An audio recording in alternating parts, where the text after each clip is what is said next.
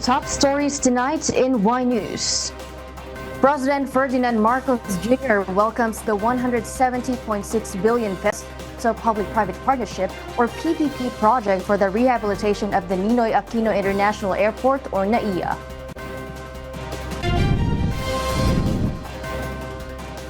The House of Representatives aims to pass on third and final reading of the resolution of both houses number 7 or RBH 7 on March 20. The Senate leadership plans to review both the explanations given by religious group leader Apollo Quiboloy and the Senate committee conducting the probe into his alleged abuses before issuing an arrest order. And the United Nations Children's Fund or UNICEF announces that more than 13,000 children in Gaza have been killed in Israel's bombardment and ground offensive since October 7.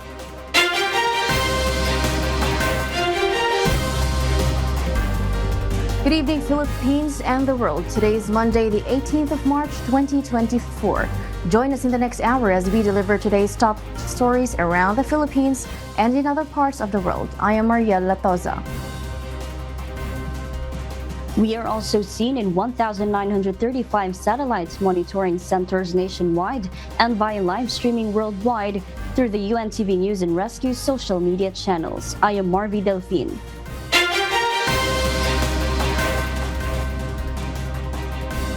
First in the news.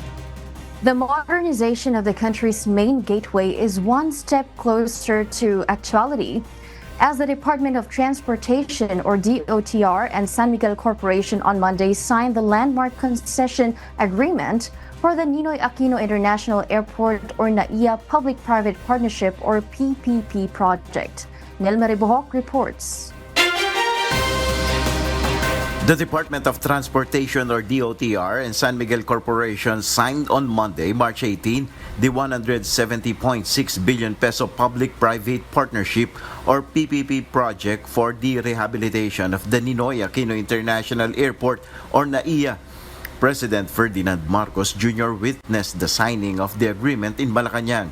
The chief executive considered the rehabilitation of the Manila International Airport as a great catch-up plan, urging the San Miguel Corporation and its consortium to abide by the contract stated under the PPP. So today we chart the future of the airport. In a nutshell, we are embarking, and we have to admit this, on a fairly major catch-up plan. President Marcos said that the modernization of NAIA will provide convenience to passengers as the facility's passenger capacity will be increased from 35 million to 65 million per year. According to Ramon Ang, President and CEO of SMC, they will address several issues currently experienced in terminals, including cleanliness concerns such as the presence of bed bugs and other pests within just a few months. Oo. 6 months from the time we take over. Upos lahat ang problemang yan. Alam ko yung problema pero hindi ko lang sasabihin sa public sa inyo rito kung ano. Under the deal, the private concessionaire will have 15 years to operate the airport. This could be extended by 10 years. With the signing of the concession agreement, the operations and maintenance of the airport will be handed over to the concessionaire on or before September 2024. Nel Maribohok, UNTV News and Rescue. We serve the people, we give glory to God.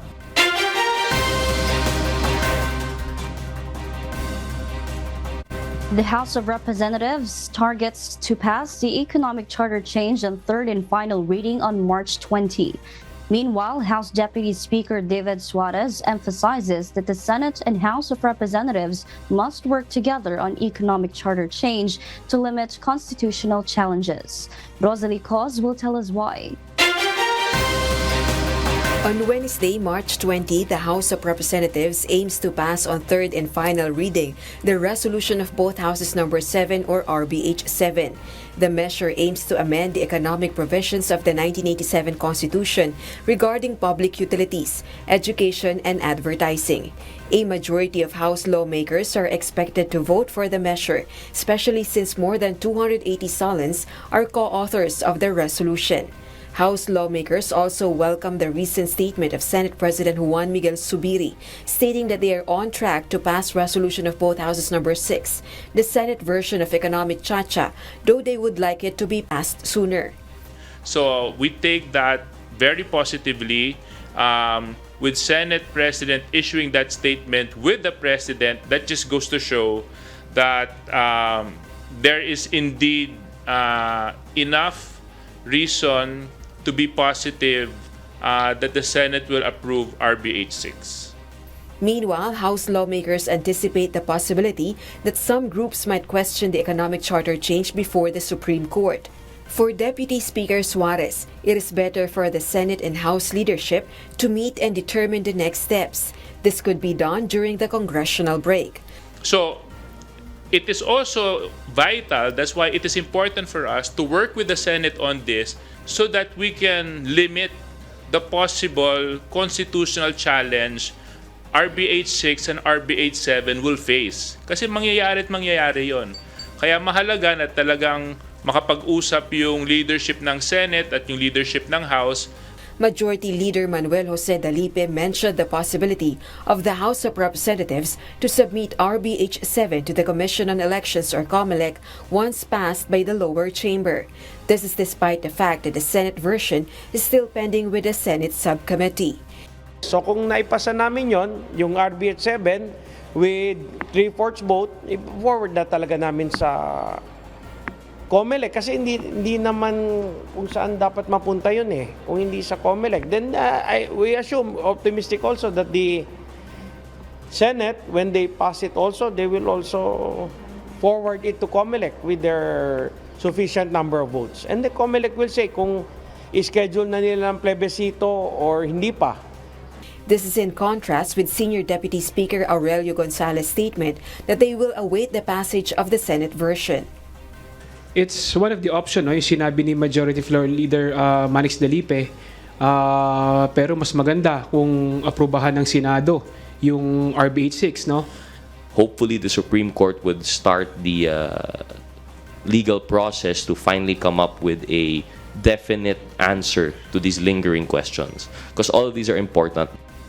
And I think we have come to this point in time where the next steps can be a lot of steps na possible.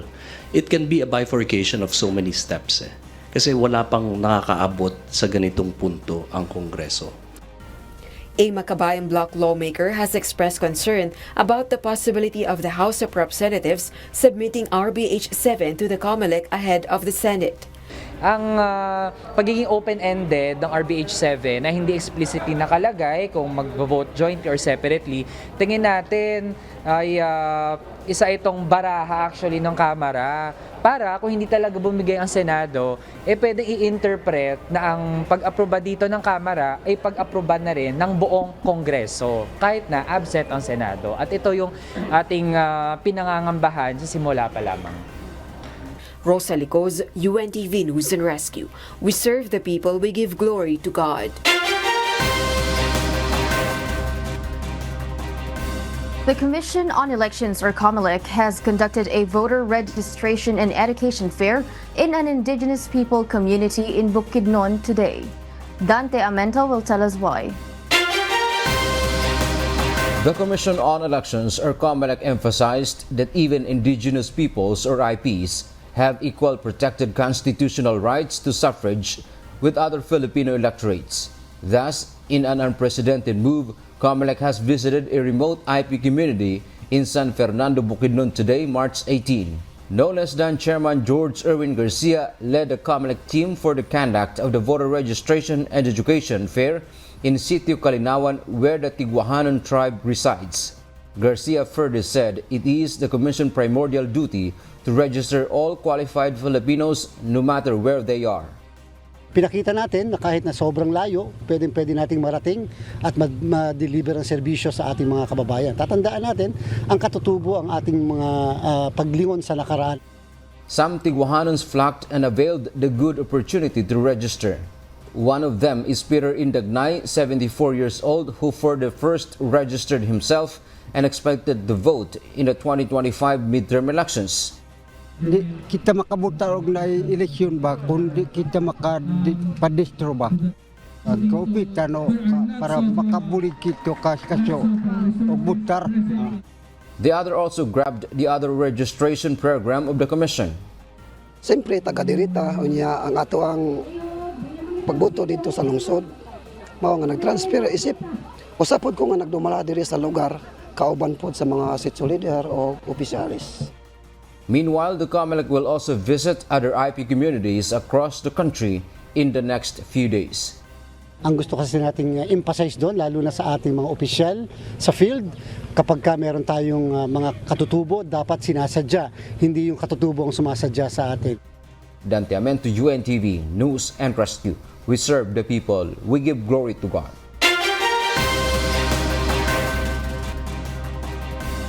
The Philippine National Police has stated that there is no suspicion of foul play in the death of Bureau of Corrections or Bucor Deputy Security Officer Ricardo Zulueta.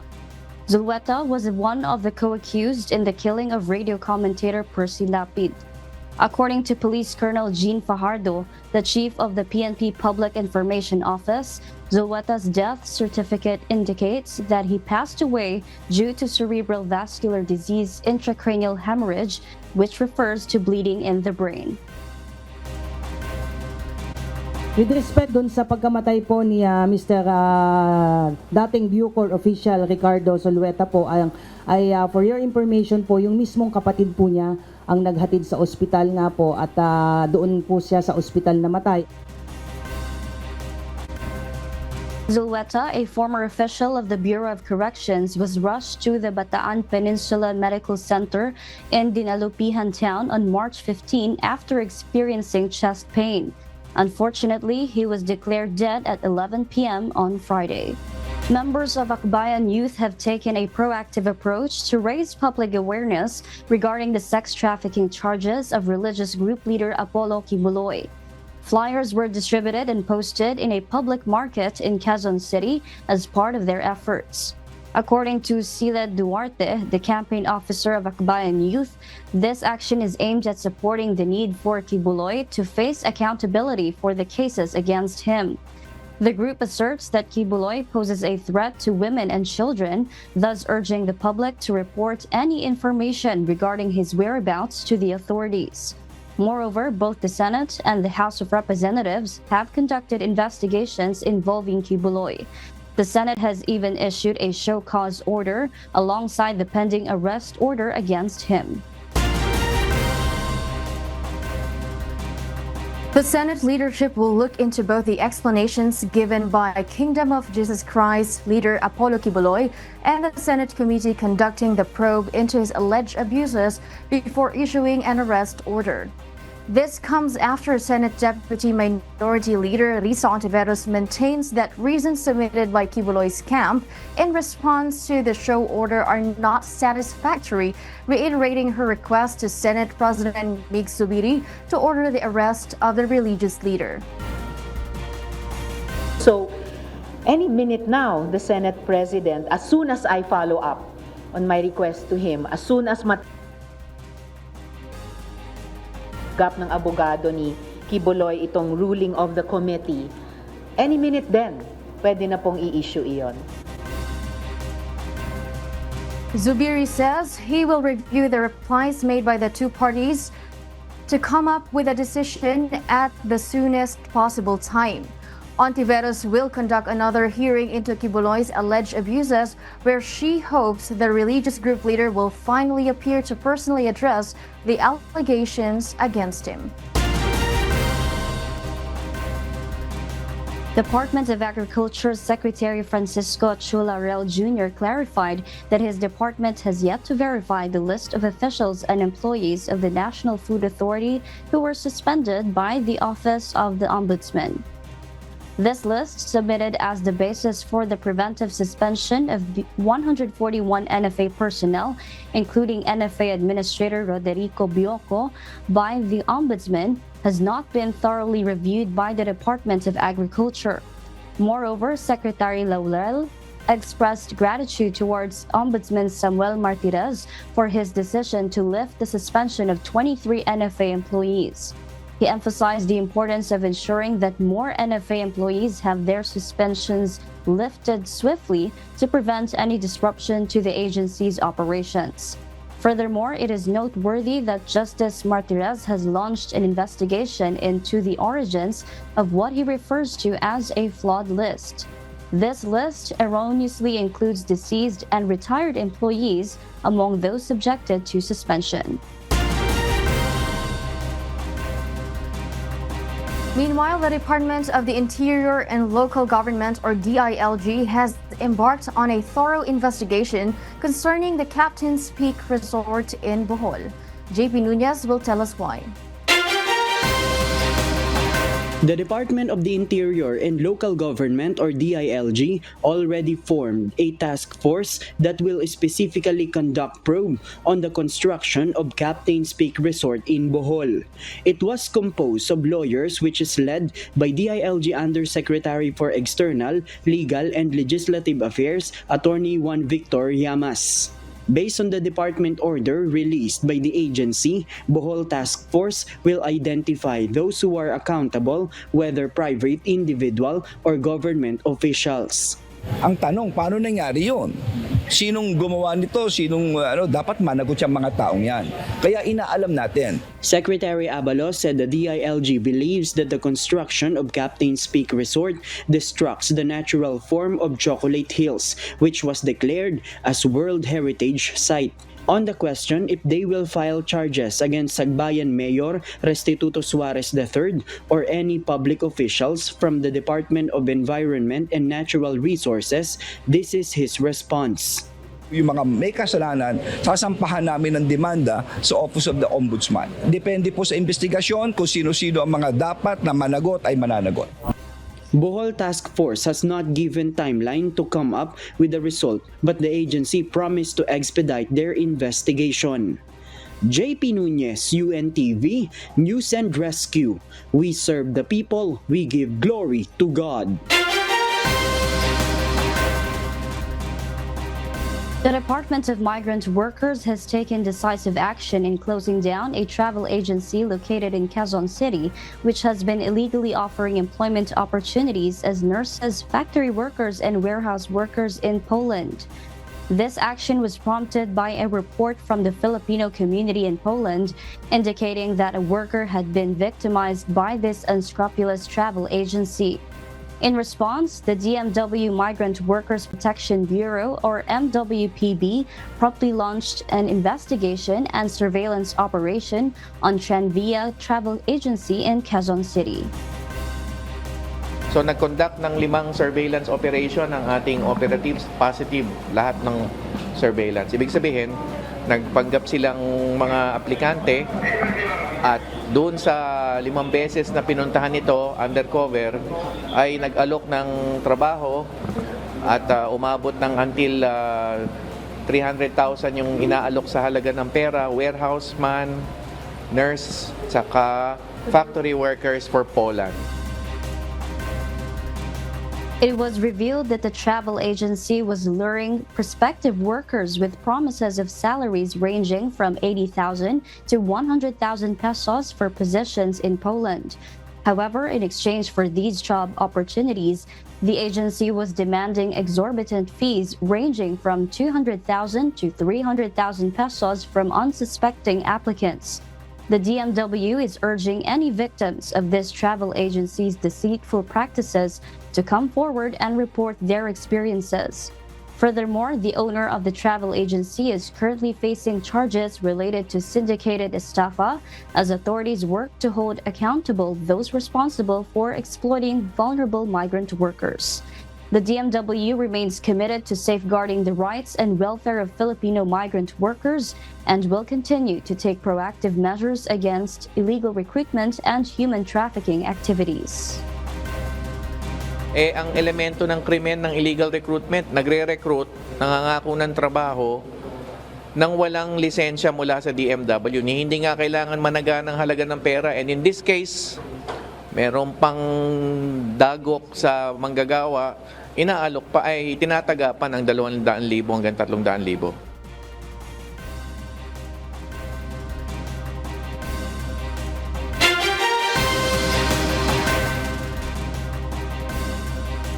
And for the news abroad, the United Nations Children's Fund, or UNICEF, announced that more than 13,000 children in Gaza have been killed in Israel's bombardment and ground offensive since October 7, while surviving children continue to suffer from severe malnutrition. UNICEF Executive Director Catherine Russell said there are thousands more who have been injured, whose location cannot be confirmed due to the rubble and destruction. According to Russell, hospital wards were absolutely quiet as children suffering from severe anemia malnutrition don't even have the energy to cry. Meanwhile, on Sunday, March 17, Israel's Prime Minister Benjamin Netanyahu once again threatened the city of Rafah with ground assault, where over 1 million Palestinians have taken refuge.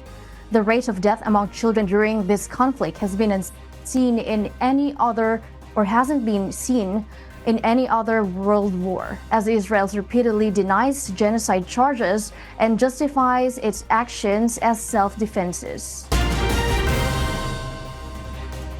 As expected, Vladimir Putin claimed a landslide victory in Russia's presidential election held from March 15 to 17, winning some 87% of the vote. It is the highest ever result in Russia's post-Soviet history.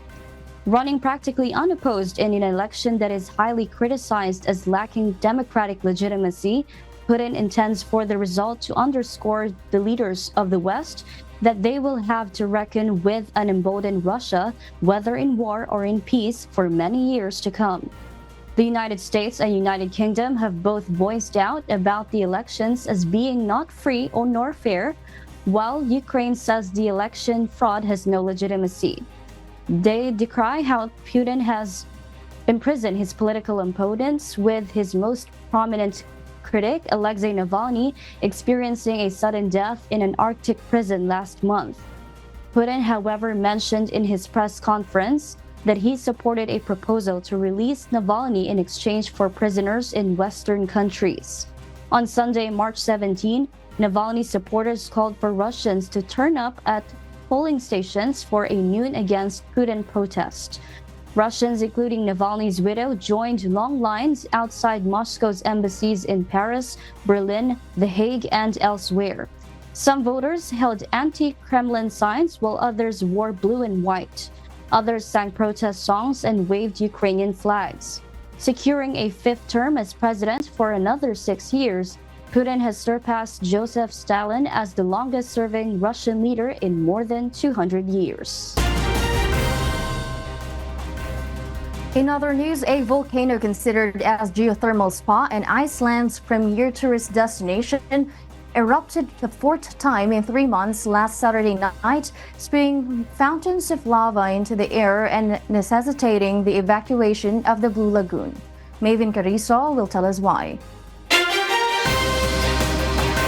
An evacuation was carried out on Saturday, March 16, for Iceland's renowned Blue Lagoon and the adjacent town of Grindavik due to a volcanic eruption in the Reykjanes Peninsula. According to Icelandic Met Office, that lava, similar to the February 8 eruption, was moving swiftly towards the north of Grindavik. Additionally, RUV stated that the lava was advancing towards Grindavíkurvegur Road, the town's main access route. However, Iceland's Civil Protection Agency spokesperson Jordís Guðmundsdóttir assured that the anti-lava barriers outside Grindavik are holding up well, with no damage to critical infrastructure since the eruption began.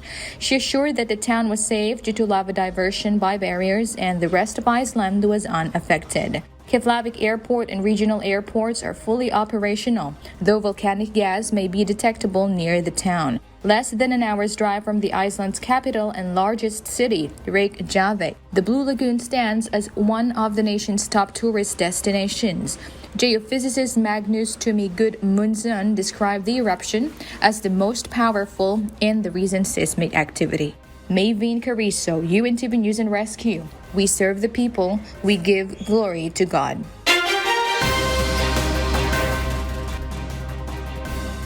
And those are the reasons behind the news in other parts of the globe.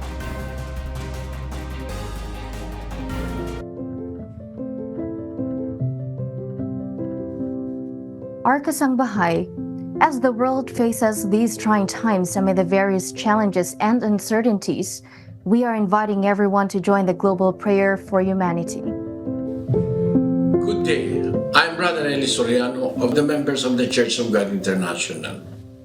I want to invite you to join us in a minute of prayer every day to pray for humanity and the whole world as we go through these perilous times.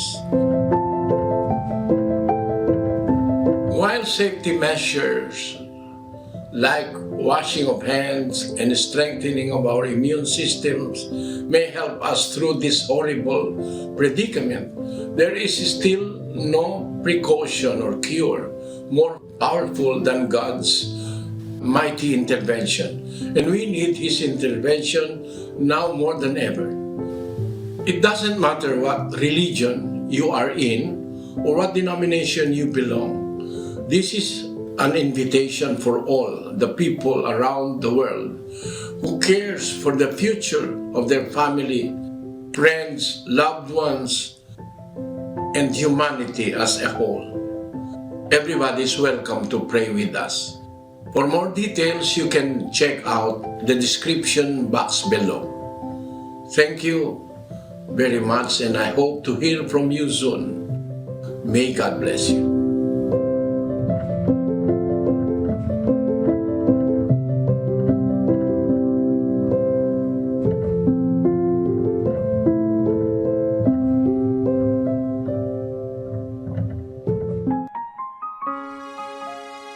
And before we close, we will leave you with the word giving glory to God.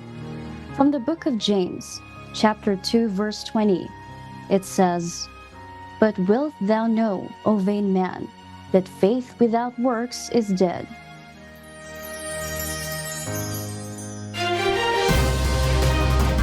And those are the reasons behind the news March 18, 2024. Reasons we deliver to you as they unfold. I am Marvy Delfin, live from Australia. Because we need to know, we will always ask why. I am Maria Latoza, live from Australia. We serve the people, we give glory to God.